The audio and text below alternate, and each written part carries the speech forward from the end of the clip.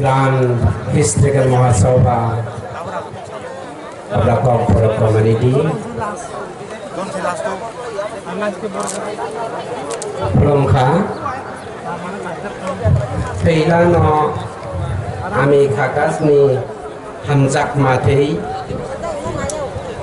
Kuluma Yaparo. Actually, I'm very happy today that after a long year back, I come to meet our brothers in Tripura. Before it, I have friends in Myanmar, those who have been fighting for the freedom of the Boro land and sacrificing their life. And I know the heart of the Boro people, those who are inside the jungle yet. So I, on behalf of the Boro land and also Boro land, have requested our brothers and sisters, those who are in the jungle, my dear brothers, my dear sisters, leaders of the Boro community,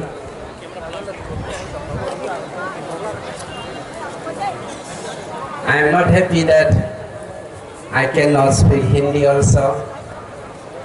Even I cannot speak Boro also. If you permit me, then I will, or I may speak in Assamese or Boro.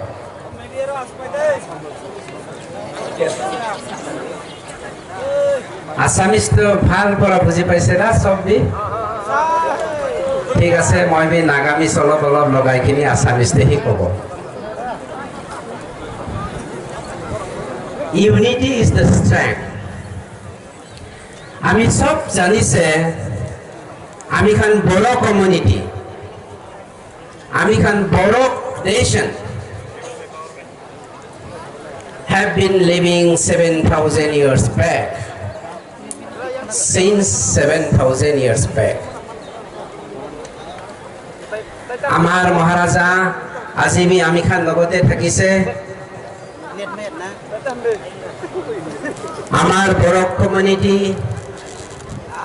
community, Dimasa community, Deuri, Rabha, Garo, Mes people of Nepal, Boro people of Lower Bhutan, সব বেলিকিনি আমি Boro community হইছে হলেবি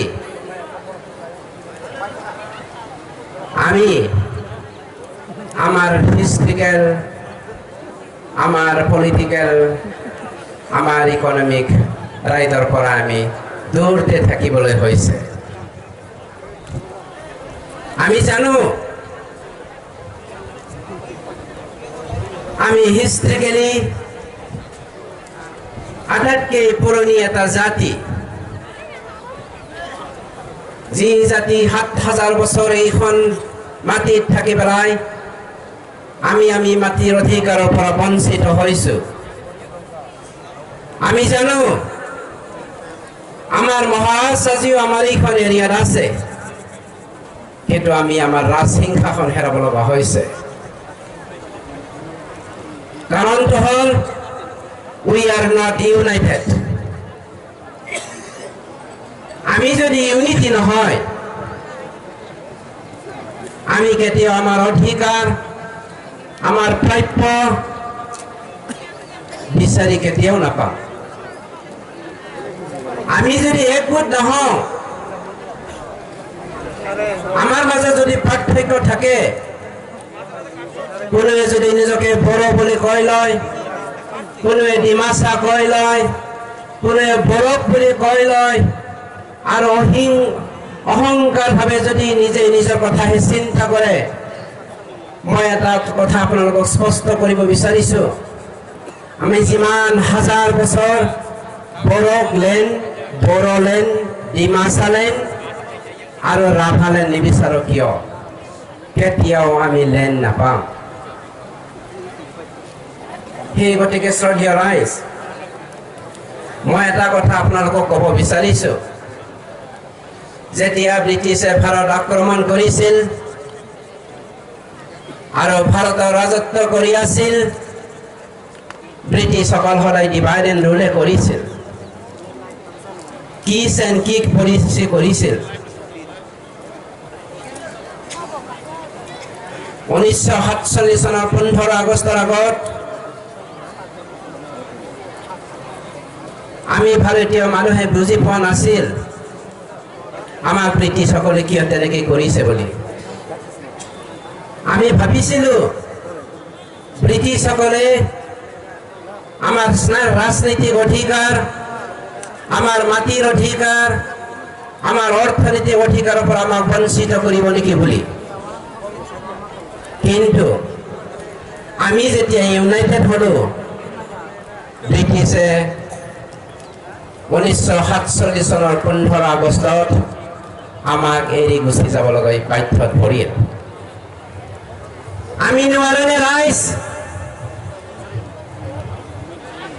আকৌ আমাৰ অধিকাৰটো পাবলৈ?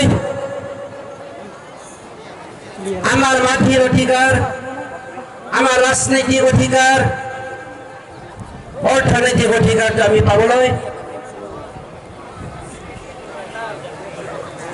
আজি আমি বড়োসকল, বড়োসকল, ৰাভাসকল, গাৰো আৰু অন্যান্য জাতি জনগোষ্ঠী যিসকলে বড়ো বংশৰ, সকলো আইডেণ্টিটি ক্ৰাইচিছত পৰিছে। আমি সকলোৱে জানো আৰু মোৰ বিশ্বাস আছে আমাৰ মহাৰাজে খুব ভালকে জানে, লোৱাৰ ভূটানত থকা বড়োসকল আজি নিজৰ ভাষা, সংস্কৃতি, ৰীতি নীতি পাহৰি গৈছে। নেপালত থকা আমাৰ বড়ো বংশসকল নিজৰ মেচ ভাষাটো পাহৰি গৈছে আৰু নিজৰ কালচাৰো পাহৰি গৈছে। তেওঁলোকে আজি নেপালী ভাষা কৈ নিজকে বড়ো বুলি চিনাকি দিয়ে। গতিকে আমিও ত্ৰিপুৰাত থাকি পেলাই, যি ত্ৰিপুৰা আমাৰ মাতৃ দেশ, যি ত্ৰিপুৰাত আমি হাজাৰ হাজাৰ হাজাৰ বছৰ বসবাস কৰি আহিছো, সেই ত্ৰিপুৰাত থাকি পেলাই আমাৰ ভাষা, সংস্কৃতি, ৰীতি নীতিক আমি পাহৰি যাম নেকি? বা আমাক কোনোবাই পাহৰিবলৈ বাধ্য কৰাবলৈ বিচাৰিছে নেকি? গতিকে আমি সকলোৱে সজাগ হ'ব লাগিব। আমি সজাগ হ'ব লাগিব। যেনেকৈ বড়োলেণ্ডত থকা বড়োসকল, ৰাভা হাছঙত থকা ৰাভা বড়োসকল, ডিমাছা ভাইসকল, লালুং, দেউৰী, বৰ্মন আৰু অন্যান্য বড়ো বংশৰ মানুহসকল আজিৰ দিনত একগোট হ'বলৈ বিচাৰিছে। ভলা কৰিব লাগিব যে আমাৰ এই ত্ৰিপুৰীলেণ্ডত থকা সকলো জাতীয় সংগঠন, ইনক্লুডিং দ্য ষ্টুডেণ্ট অৰ্গেনাইজেশ্যন, সকলো ৰাজনৈতিক পাৰ্টি একগোট হৈ পেলাই জাতি সেৱা কৰিবলৈ ওলাই আহিছে। আৰু এইটোৱে সুন্দৰ সুযোগ জাতীয় ৰক্ষাৰ কাৰণে। আমি যদি কাৰোবাৰ কান্ধত হাত দি পেলাই গুচি যাবলৈ বা খোজকাঢ়ি যাবলৈ বিচাৰে, ইয়াৰকৈ নিজ আৰু থাকিব কি? ৰাজনৈতিক বেৰ পাকত সোমাই পেলাই আমাৰ বহুতো ৰাজনৈতিক লিডাৰসকলে নিজৰ ভাষা, সংস্কৃতি, ৰীতি নীতি কথাও পাহৰি গৈছে। ত্ৰিপুৰাত মই শুনিব পাৰিছো আমাৰ বহুতো ত্ৰিপুৰী ভাইসকল আছে যিসকল নিজৰ মাক আমা বুলি ক'ব নাজানে, আপা বুলি ক'ব নাজানে। খুব দুৰ্ভাগ্যজনক। কাৰণটো হ'ল আমাক কিছুমানে প্ৰেছাৰ কৰিছে, আমাৰ ভাষা, আমাৰ সংস্কৃতি, আমাৰ ৰীতি নীতিক শেষ কৰিব বিচাৰিছে, ইকনমিকেলি ছাপ্ৰেছ কৰিছে, এক্সপ্লইট কৰিছে, পলিটিকেলি অপ্ৰেছ কৰিছে। গতিকে আমি ইউনাইটেড হোৱাৰ সময় আহি পৰিছে। মই বেছি কথা ক'ব নিবিচাৰো।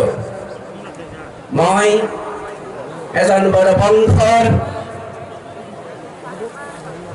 এজাল বড় মানুহ হৈ পেলাই এটা কথা ভাৰত চৰকাৰক অনুৰোধ কৰিব বিচাৰিছো, নেশ্যনেল পলিটিকেল পাৰ্টি বিলাকক মই অনুৰোধ কৰিব বিচাৰিছো, আমাক বড়োসকলক, ৰাভাসকলক, তিৱাসকলক, ডিমাচা, কাৰ্বি আৰু গাৰোসকলক নিজৰ পলিটিকেল অধিকাৰ, নিজৰ অৰ্থনৈতিক অধিকাৰ আৰু আমাৰ ভাষাক ঘূৰাই দিয়ক। মই সেইটো ক'বলৈ বিচৰা নাই যে আমি ভাৰতৰ সংবিধানৰ এগেইনষ্টত যাম। আমি সকলোৱে ভাৰতীয়, কিন্তু ভাৰতত থাকি আমাৰ ভাষা, সংস্কৃতি, ৰীতি নীতি জীয়াই থকাৰ অধিকাৰটো আমাক দিবই লাগিব। আৰু সেইটো দিবই লাগিব বুলি ক'লে নহ'ব।